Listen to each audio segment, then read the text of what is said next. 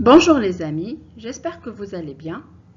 C'est WM Twitter Crime avec vous et aujourd'hui on va parler des caractéristiques d'une action.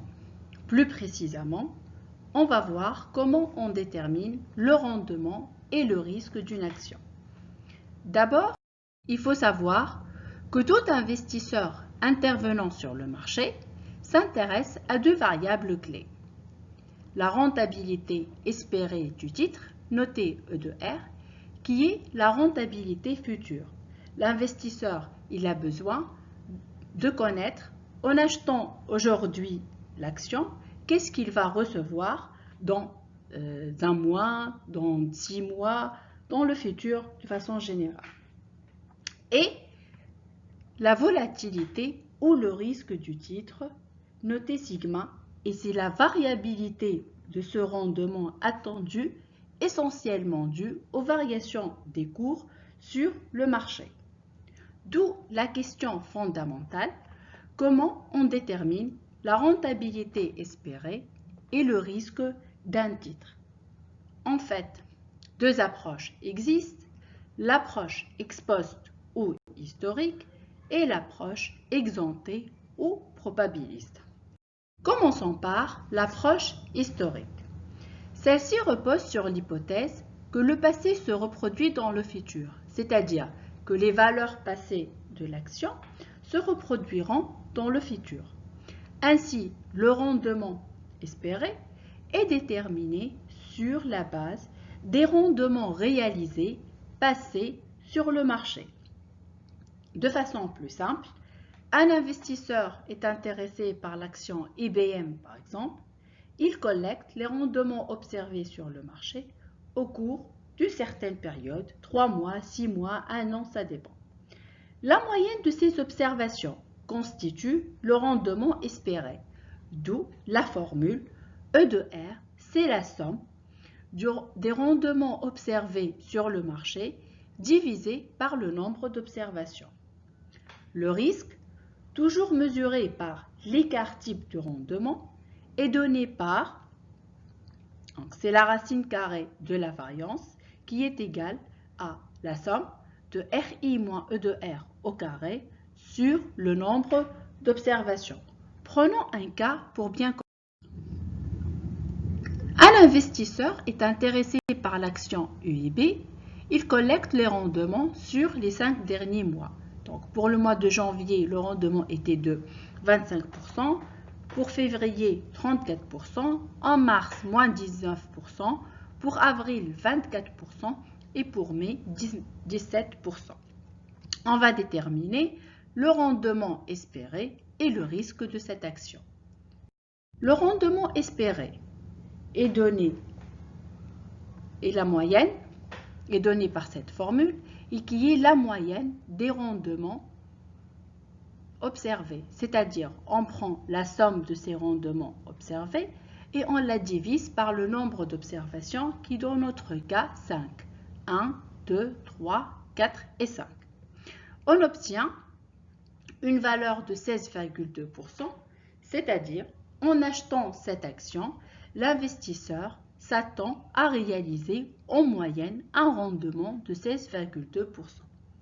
Calculons le risque, donc sigma, qui est la racine carrée de la variance.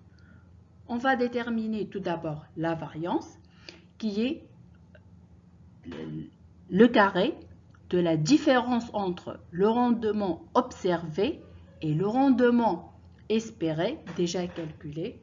On prend la somme et on la divise par le nombre d'observations. On va voir comment.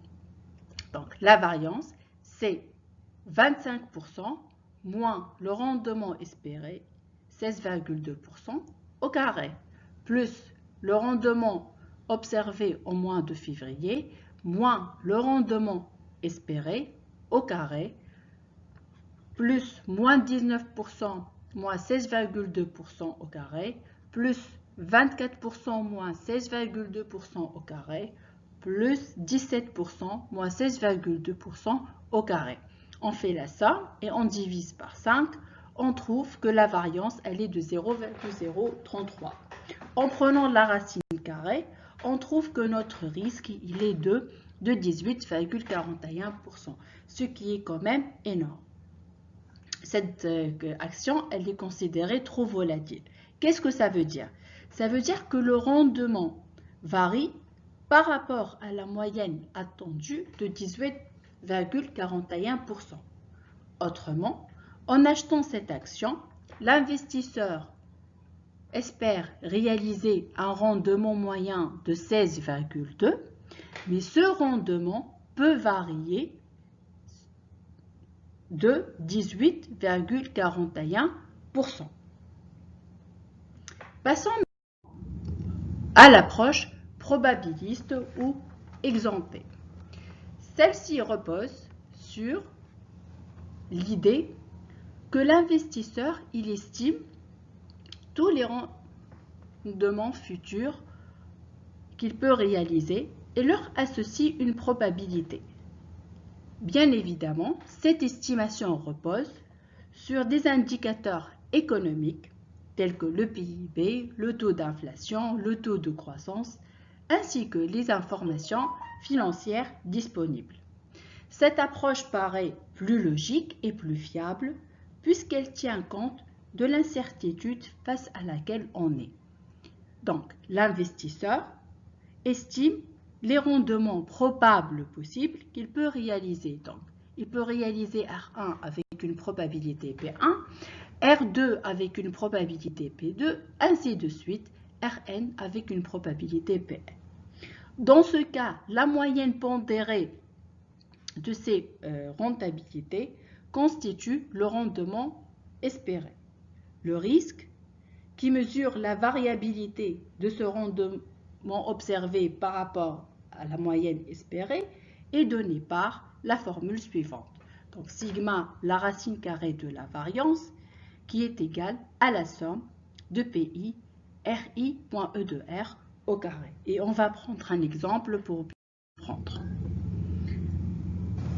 Donc, un investisseur intéressé par l'action UBCI et il a essayé d'estimer tous les rendements possibles avec des probabilités relatives. Donc, il estime qu'il peut réaliser un rendement de 18% avec une probabilité 0,1, 16% avec une probabilité 0,2, 12% avec une probabilité 0,4, 10% avec une probabilité 0,3. Il faut que la somme de la probabilité soit égale à 1. Et on va déterminer le rendement espéré et le risque de cette action. Le rendement espéré, il est égal à la moyenne pondérée des rendements par leur probabilité. Donc, c'est la somme de PI, RI. Donc, pour notre cas, c'est 0,1 fois 18%, plus 0,2 fois 16%, plus 0,4 fois 12%, plus 0,3 fois 10%, et on trouve une valeur de 12,8%. C'est-à-dire, en achetant cette action, il s'attend à réaliser un rendement moyen espéré de 12,8%. Voyons maintenant le risque. Donc, le risque qui est l'écart type de la racine carrée de la variance, et la variance, on peut la mesurer de cette façon-là. Donc, on va voir comment. Donc, la variance, c'est la différence entre le rendement estimé et le rendement espéré au carré et on multiplie par la probabilité.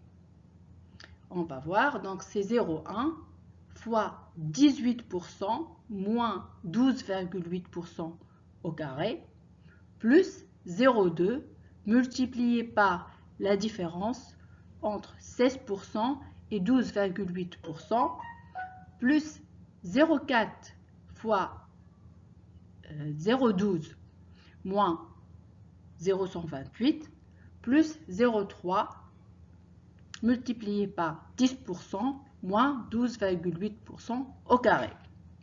Donc, on obtient finalement un risque de 0,0271, soit 2,71%. C'est un risque qui est faible.